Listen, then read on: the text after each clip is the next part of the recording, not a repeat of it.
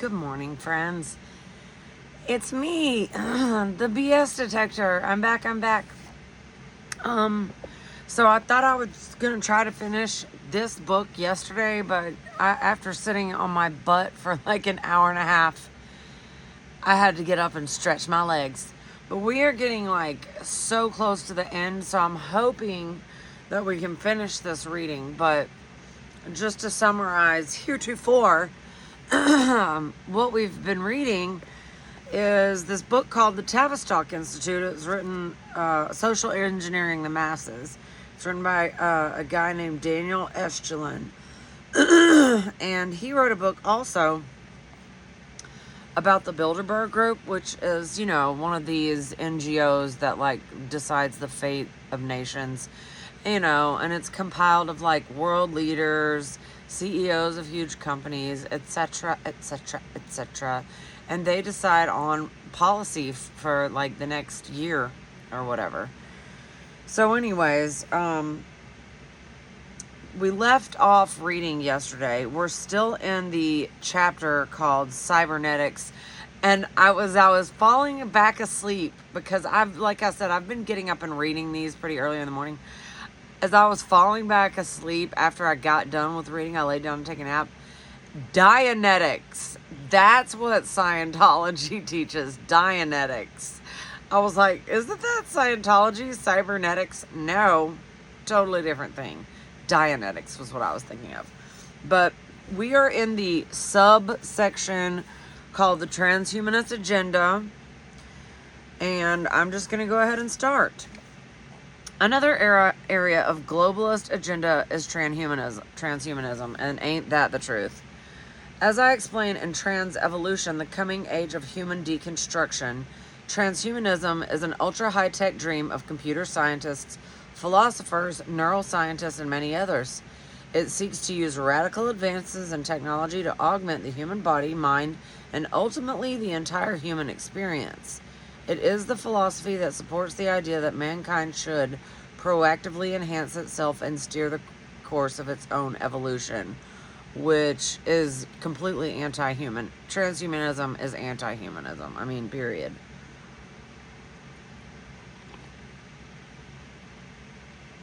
It says, transhumanists wish to become what they call post-human. A post-human is someone who has been modified with her performance-enhancing body and brain augmentations to the point that they can no longer call themselves human. They have mutated themselves into an altogether new being.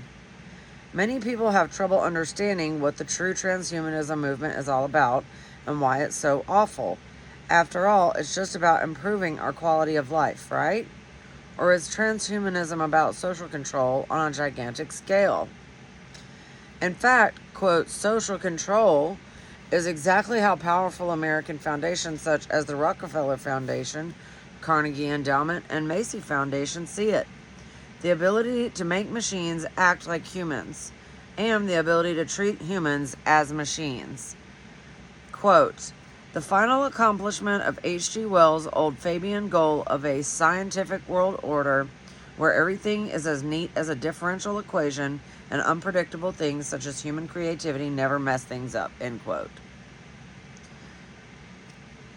To most people, this sounds like something from a science fiction film. Few are aware of constant breakthroughs in technology, which makes the transhumanist vision a very real possibility for the near future, and it's actually the current. People are implanting chips into themselves, so they don't have to do like mundane tasks such as using a house key to open their door. They just hold it up and boop, it lets them in. Or people are paying with their hands. Or, there are some good things I want to say that have helped people walk again, talk again, see again, hear again. But once you get into all this performance enhancing stuff and like totally changing up your whole makeup of yourself is like, no.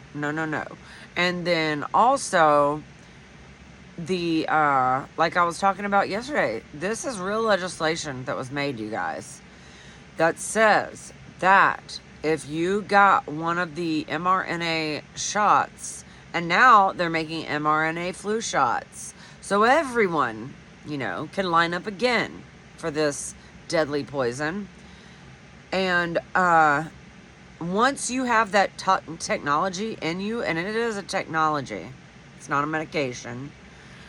That technology it's like Monsanto's Roundup, right? It's a patented product.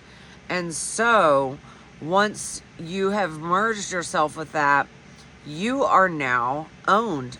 Basically, you're also not considered human anymore. You're considered transhuman, and the implications of that are very far-reaching, because a transhuman is not the same as a human. Therefore, probably, I would say, philosophically speaking and theoretically speaking, according to the way their minds work, you wouldn't have any human rights.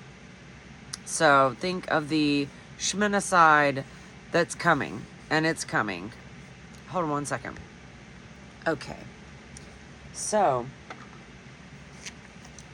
yeah, shit's about to get real weird around here. I have a feeling in the next coming up couple of years, like, who knows what kind of absolutely unbelievable crap we're going to see. And it's, having a good BS detector is going to come in handy. I'm just saying, you guys. I'm your gal. No, but I really want everyone to develop a good BS detector. Like, it's very important. Especially since civilization is deteriorating right before our very eyes. We don't live in a high-trust society anymore. We have about, probably 100 million third world migrants here trying to scam the crap out of literally every single thing they possibly can. So, I mean, even down to this, macro level or whatever, or micro level, I guess you would say, like, it's civilization is crumbling before our very eyes. Sorry if I sound doom-pilled. It just is what it is. Okay. The final okay, so yeah, it was leaving off that they didn't want to allow for any margin of error for humans to go messing things up with their creativity, their pesky creativity. No. To most people, this sounds like something from a science fiction film. Few are aware of constant breakthroughs in technology, which makes this transhumanist vision very real possibility for the near future. For example, neurochip interfaces, computer chips that connect directly to the brain, are being developed right now. And I can't remember when this book was written, but I'm sure it was probably at least 15 years ago. Let me try to look in the book. In the beginning of the book. You guys didn't want to see fit to put a date on any of this? Oh, 2015. So yeah, this book is 11 years old. And that tracks. Okay. The ultimate goal of a brain chip would be to increase intelligence thousands of times over, basically turning the human brain into a supercomputer. Lifelong emotional well-being is also a key concept within transhumanism. This can be achieved through a recalibration of the pleasure centers in the brain. Pharmaceutical mood renders have been suggested, which will be cleaner and safer than the mind-altering drugs. The goal is to replace all aversive experience with pleasure beyond the doubts of normal human experience. Nanotechnology, for example, is a pivotal area concerning transhumanists. It is the science of creating machines the size of molecules. Such machines could create organic tissue for medical use. They already have nanotech, and it's already been deployed on us. I don't know if y'all remember that snow last year. I mean, it was snow, but it wasn't snow. It was, I think it was smart dust, but that's neither here nor there. The goal is to replace, okay, we already did that. Using this type of technology could dramatically prolong lifespan, which we know that's not what they want to do. So now we have to go in and look at this BS we're being fed about transhumanism and, the real reason why they're doing all this. It's to control all of us.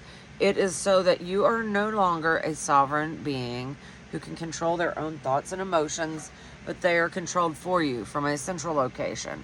And of course, I'm sure they want for the rich people to be able to benefit from these technologies.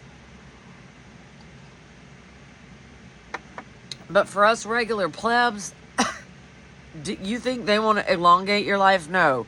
They've been quite loud about how they want to depopulate. So that's what this clot shot was all about. Depopulation and the shortening of the lifespan. Look at our diet. Look at literally everything that has been done. Water, air, food, all of that stuff to lower our lifespans. That's just what it is. Okay.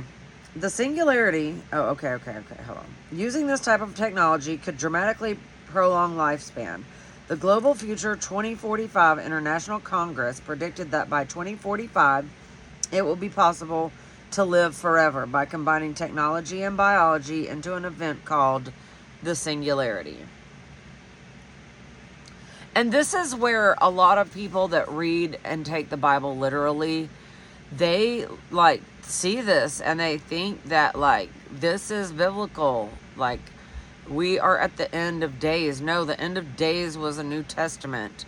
We are in the latter days. And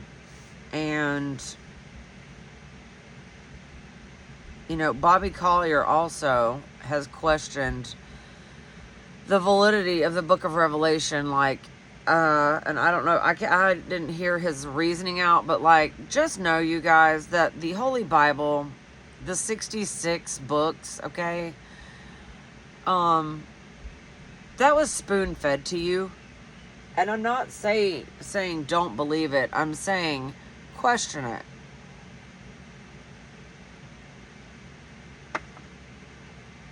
I mean, we don't take anything else at just face value that's handed to us and told, you know, this is real. And then even on top of that, and also let me tell you what to believe and what it means. That's what churches does, you know? So I believed a lot of bullshit for a long time, but I've just come out of it. I've just come out of it very recently, thanks to an old friend who I think maybe wanted to convert to Catholicism, but just could not get in line with this Old Testament God, you know, which that always was a bothersome bone of contention with me also. Like, you know, I would just, it was almost like good cop, bad cop with Jesus and the Old Testament God. And so I just preferred to always talk to Jesus. And, so whatever. Anyways, the singularity would occur at the point in which artificial intelligence surpasses the capabilities of the human brain.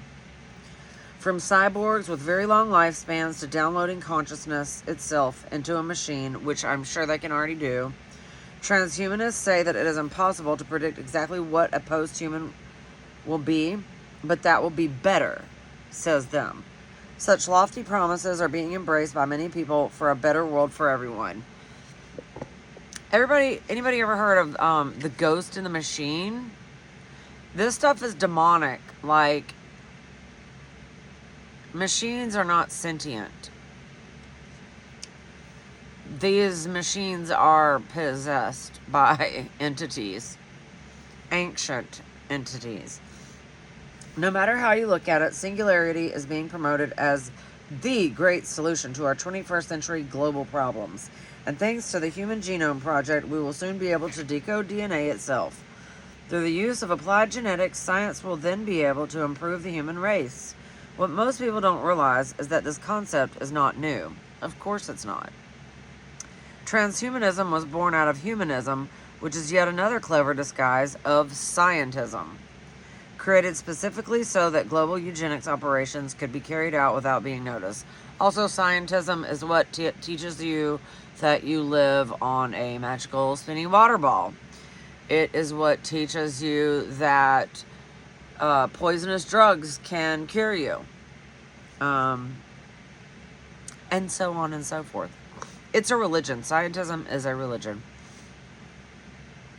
And it's just as bad as people believing the Bible just because. People that believe in science just because. It's like they worship it and they think, that it is the end all be all final word on things. But a lot of what's going on now in the field of science is actually ancient Babylonian mysticism and a lot of hoodoo voodoo. But, they wrap it in language that sounds medical or sciencey, scientific, and that's how they get you. All right. Some experts say that soon it might be possible to live forever. No thanks. Artificial intelligence, the creation of thinking robots, is closely related to the mind-machine merger concept of neurochips. There is a growing perception that machine parts will be added to human bodies to create cyborgs, a term invented by Dr. Nathan Klein, a psychiatrist linked to the CIA and MKUltra. He had co-written an article with Manfred Kleins for the September 1960 issue of Astronautics, which is more made-up bullshit, entitled, quote, Cyborgs in Space, which first introduced the term cyborg into the English language. And that's another thing. A lot of this fictional creative writing, sci-fi, all of that was to prime people to get ready for the moon landing that never freaking happened. Okay, go watch Astronauts Gone Wild and come back and tell me they're not faking shit. I mean, what's his face even said they didn't go. He told some little kid in some interview, and I don't even remember what that was, but I've seen that clip a million times. And he said it didn't happen. It did not happen. They did not go. And not one of those astronauts will put their hand on a Bible and swear that they went to the moon. So, still others believe that humanity will merge totally with technology by uploading individual consciousness to a virtual reality. Upon being uploaded, one could live forever within a computer-generated reality, leaving the physical body behind. In this machine, the individual could merge his intelligence with the collective intelligence of all others in the digital reality, effectively becoming one super-intelligent being. This concept is probably referred to as the hive mind. How many people see the parallel with Jung's collective unconscious? Only through the recognition of the dimension of the collective unconscious can science serve the interests of man, says Jung, except that virtual reality and computers cannot replicate human intelligence thought. What AI can do is to alter consciousness in the same way that LSD altered and degraded the human mind back in the 1960s. That's right, it's making us dumber. In the concluding chapters of Cybernetics, Weiner states the possibility of a future with learning-capable, self-producing machines, much like that depicted by an Arnold Schwarzenegger, a cyborg, in the apocalyptic movie The Terminator.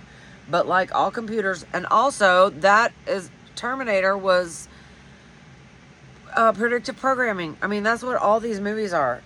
All this stuff is a brainwash. Every single last bit of it. It's all a brainwash. Whether it's the news or entertainment, it's all being fed into your subconscious to accept all of this BS. Detach yourself from it. Free your mind from it. So you can say no.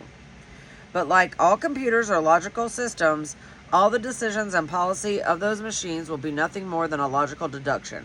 Quote, from a set of rules and axioms of its initial programmer, there is no possibility for discovery of a new universal principle of science, end quote, because the actual principles of human knowledge are not confined to what is learned.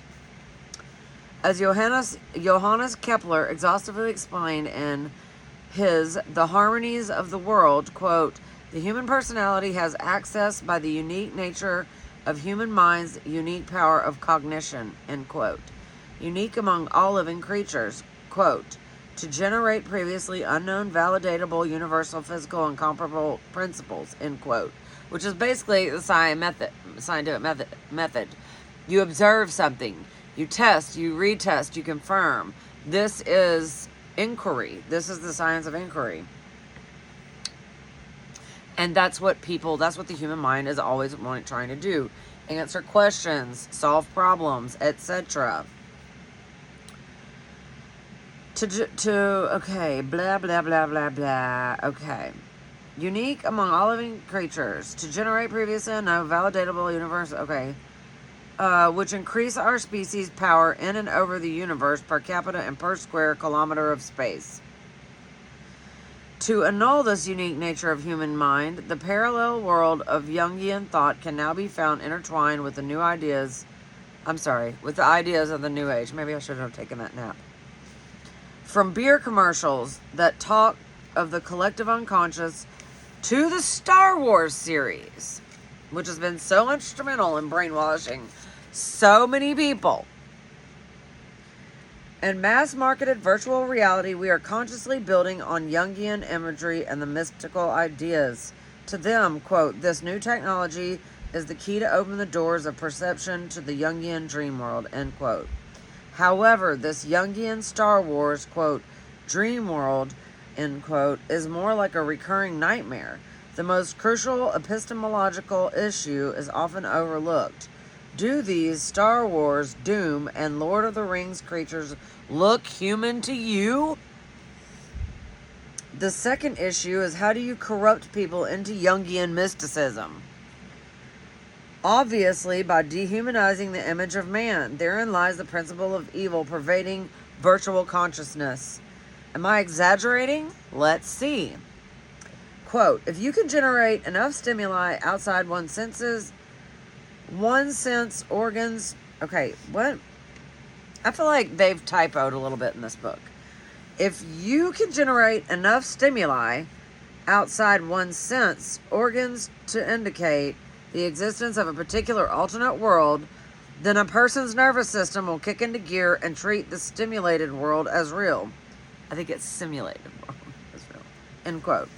Says Jaron Lanier of VPL Research, Inc. Furthermore, if virtual reality technology is administered as a brainwashing tool, it can weaken what the Freudians call the superego, that part of the personality that coheres to one's moral conscience, which is the basis for truth-seeking on one hand, and the uniquely human act of fundamental discovery and integration of new universe principles, which have improved the lives of people per square kilometer of space against nature on the other. In fact, science has tried to drum out or build in connection to the universe and replace it with consensual hallucination through virtual reality. No, thank you. I'm good on that. Virtual reality, we are told, creates an artificial world in which we are free to do whatever we want without being accountable for our actions. If you want to have sex with the computer-generated image of your neighbor's dog, that's perfectly all right. Go ahead and have it in the virtual world. With the liberation of our repressed fantasies, if one is to believe Freudian claptrap, virtual reality produces a new consciousness and that redefines good and evil. In the words of that other famous psychopath, Friedrich Nietzsche, it is a universe, quote, beyond good and evil, end quote. Thus we are liberated to do, quote, evil without suffering the effect of evil, and therefore purge ourselves of our innate desire to be evil, end quote. And all of that was just quoted, that's Kabbalah. That's what the Jews believe. They believe that they have to do so much evil to force the coming of their Messiah. And that's what all of this is really about at the end. They're trying to seek eternal life another way other than Jesus, which there is no other way. It is only through him that one can receive eternal life, okay? And all of this, you know, it's obvious what it's going to lead to. So, okay. The fantasized pinnacle of transhumanist world provides us with the clearest view of its deadly ends. When seen through the eye of the physical world lacking universal truth and the, quote, sacred responsibility of the sovereign individual to act for the good, end quote, and without universal truth, there can be no reason. If truth is killed, then our civilization is killed with it. And, like, I just want to stop right there and say for a second, my boss came up to me the other day because I guess, like, now I'm being known as, like, a truther or something. And good. If that's the craziest thing that the people in my town where I work, regulars, haters, wannabes, whatever, what have you, that's their insult to me, that I'm a truther, good, because I believe that objective truth is the only thing that we have. You know what I mean? And that without the truth, like this book just said, we don't have shit. So, yeah, I want to know what the truth is always for everything. All right, and we're going next now to the transhumanist agenda in the entertainment industry. Another key issue of transhumanism is the fostering of a particular agenda as the basis of forms of entertainment. A simple example of this can be found in numerous Hollywood films or television shows, which include robots or androids. And what did I just say? It started with books, and then they put it in movies. They often make the viewer feel sympathetic towards the robot, and in turn, this makes them feel emotional if, say, the robot were to be, quote, unalived by a human. It's also worth noting that it is almost always a human causing these robots, quote, pain. For example, in Terminator and Short Circuit, this agenda is openly flaunted. The robotic characters in these films are shown to have good morals and human-like emotions throughout the entire movie. As a result, the viewer then becomes attached and shows compassion and sympathy for them. So how does it relate to the music industry? The universe and its composition are essentially made up of matter vibrating at different frequencies. Not conspiracy theory. It's a fact. It's how God created the world. He spoke it into being. What is speech but vibration, frequencies? In essence, the universe is made up of sound, and this includes us human beings too. Sound is widely used as a therapeutic tool and can alter mental and physical states of human beings. Music activates nearly every region of the brain. The limbic system in the brain begins to fire when we have a variety of pleasurable experiences. That same network of neurons also fires when we listen to music that we enjoy. These neurons help to modulate levels of the neurotransmitter dopamine in the brain. Dopamine is one of the neurotransmitters that eventually make you feel positive. So when you listen to music that you like, you get an actual change of chemical levels in your brain. And this is why the music industry is also being used to push the transhumanist agenda. By having nearly every region of the brain active, you become easily susceptible to psychological attacks, in this case, by your own favorite artists. There are numerous examples of transhumanist agenda being pushed by the music industry. Take Rihanna's live performance of Rude Boy, for example. On stage, she performs with real dancing robots. These robots have absolutely nothing to do with the song. The purpose of that dance routine is to make the viewers feel as if the robots are sentient beings. The whole idea of the transhumanist agenda is to make humans view innate objects and technology as being on the same level as a human being. Setting for a book, quote, God of singularity springs out of a computer to rapture the human race. The math magicians, and that's proper use of that, math magicians, because that's all math. I think that's all math really is at the end of the day. It's like a magical language, kind of. The math magicians of British intelligence calculate demons back into the dark, and solar scale computation just uploads us all into the happy ever after, end quote. The God is really just an artificial intelligence, just one of the plethora of post-humanizing changes and mimetic subcultures that are coming on fast and that most people don't even know exist, which is why I am here. A cover of a well-known fashion magazine has a slimly clad young lady embracing a robot while meaningfully looking into his eyes. That's what sexualizing technology is all about. This agenda is not about the improvement of the human species, but rather about the manipulation of the human consciousness so that human beings no longer see themselves as human beings, but rather much like a piece of technology. By dehumanizing our species, we become the enemy. You may not realize it, but Tavistock has long used Hollywood and the music industry as two of its most potent tools. in reaching out to the brainwashed masses in order to change the historical paradigm of society. And they have done it already. Just in the last 10 years, they have changed, they have rewritten history, essentially. The next time you look at an all-knowing grin of a Tavistockian degenerate, just remember, that's what they're thinking about. Okay, that's the end of the cybernetics chapter. So we're going to start. I think this is the last chapter. It is, and it's not that long. Okay. This is chapter 7, called Science Fiction and the Tavistock Institute, which isn't that odd that I just brought up science fiction. Many literary scholars name Mary Shelley's Frankenstein as the first science fiction novel. Some of the early works with science fiction themes, such as Nathaniel Hawthorne's short stories, shared a cautionary message that man should not use science to interfere with nature. Later, these ideas were transformed into science fiction films professing the idea of technology extinguishing humanity through Armageddon-like disasters, such as Hollywood's The Day the Earth Stood Still, When Worlds Collide, the three blockbusters Deep Impact, Armageddon, and The Book of Eli.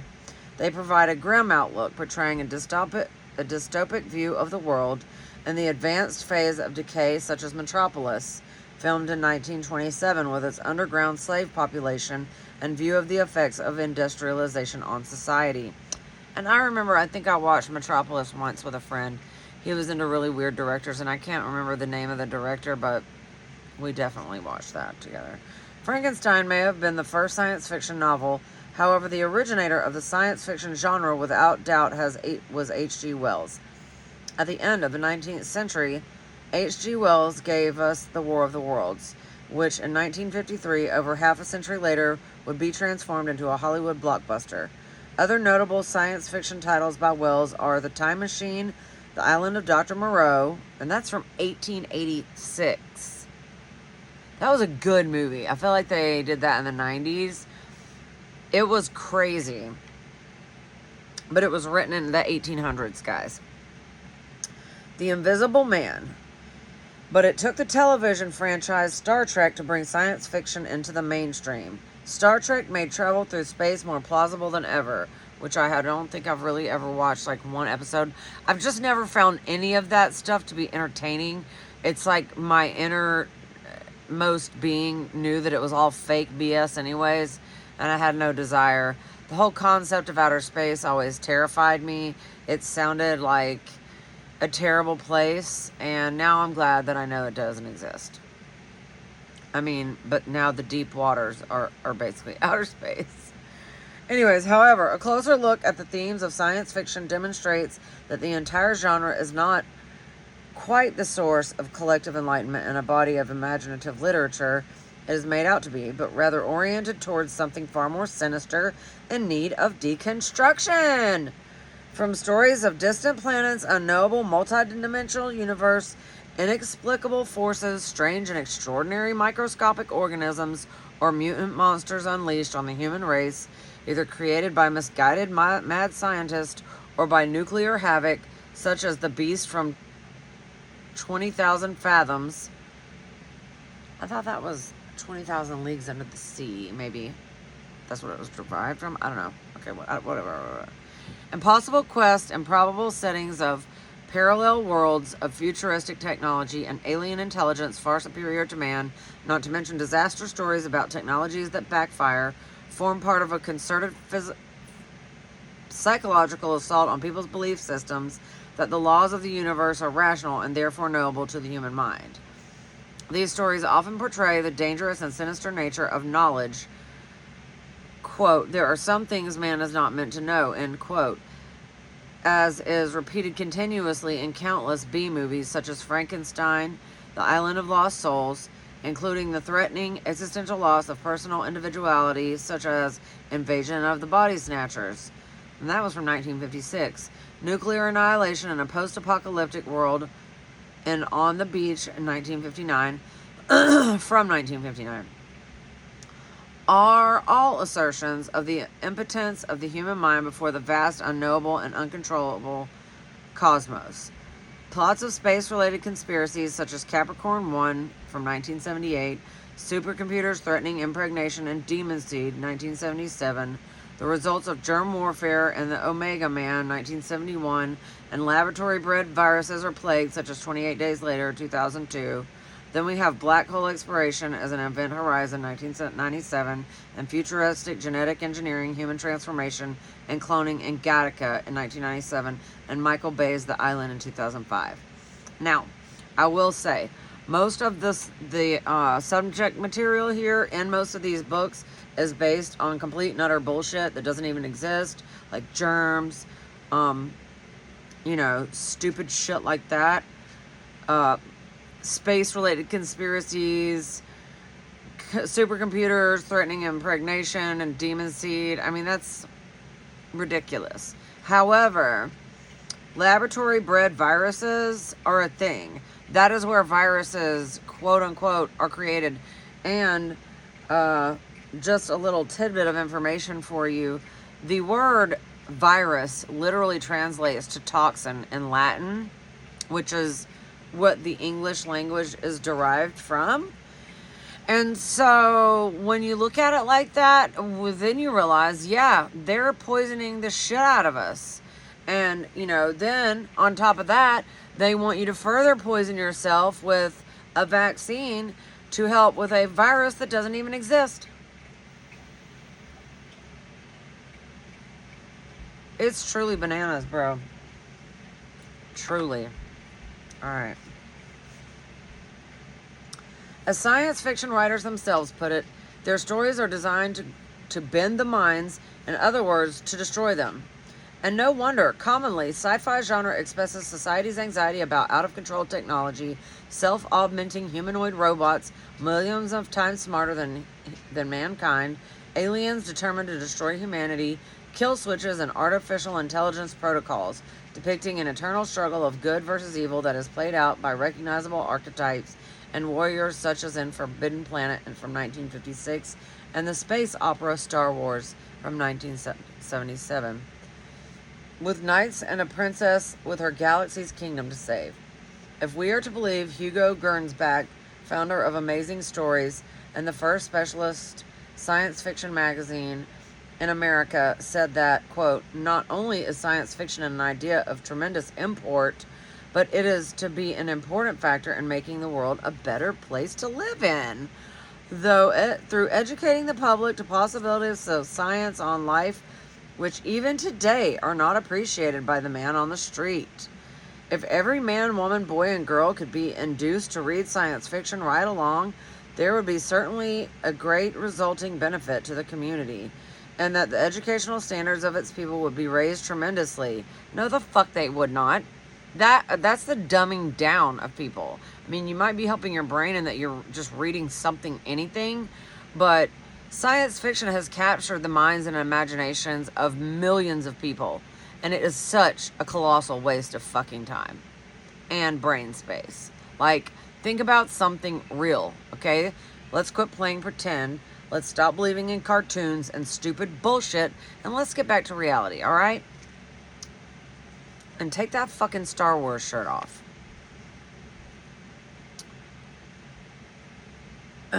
Science fiction would make people happier, give them a broader understanding of the world, and make them more tolerant. End quote. How so? That's what I'd like to know.